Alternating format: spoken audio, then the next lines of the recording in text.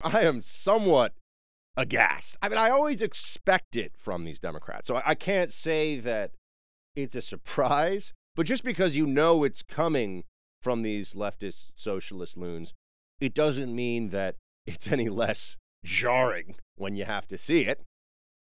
They're trying to find all these ways to do a couple of things here. I mean, and I want to walk you through the propaganda mill. And I want to show you the machinery of what it is that they're trying to accomplish with all this as much as I can today.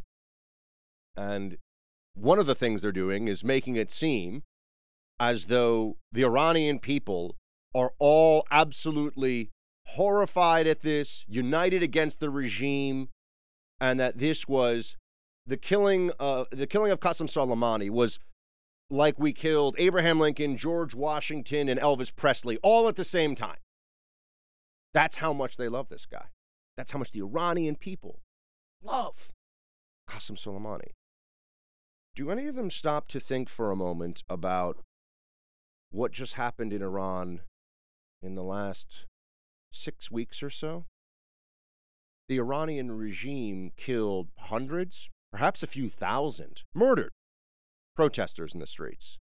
And for all the protesters murdered in the streets, who are overwhelmingly young people, who hate this corrupt, sclerotic regime, for all of those people, there are also those who are being extrajudicially, which is kind of, in Iran, I mean, it's all extra, it might as well be extrajudicial, everything, but who are being covertly taken from their families' homes in perhaps the middle of the night, tortured and maybe never seen again because they're opponents of the regime. That is happening in Iran.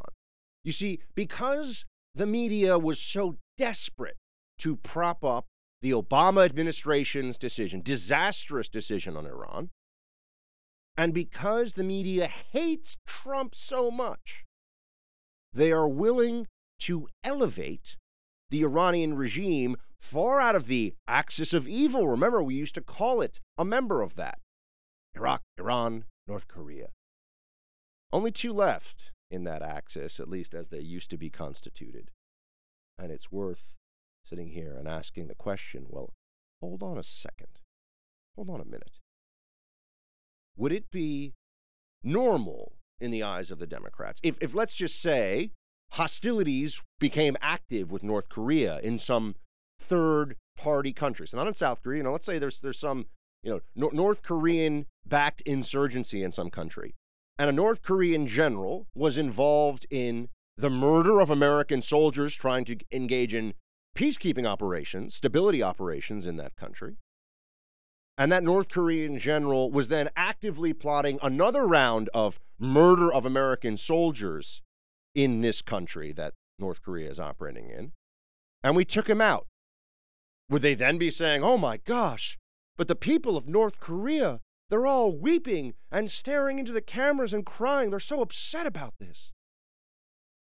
It is so hard now for me to separate out how much of what we are seeing from our own media. This is their job, supposed to be their calling, to bring us the truth, tell us what's really happening in these places. That's what they're supposed to do. Instead, I don't know if they are just wildly dishonest hacks, if they're primarily driven by that. They're propagandists entirely, the Democrats. They know what they're doing. Or, and I don't know if this is more upsetting or more concerning, if they're deeply, deeply stupid people. It could be either one. It could be both. It's most likely a combination thereof.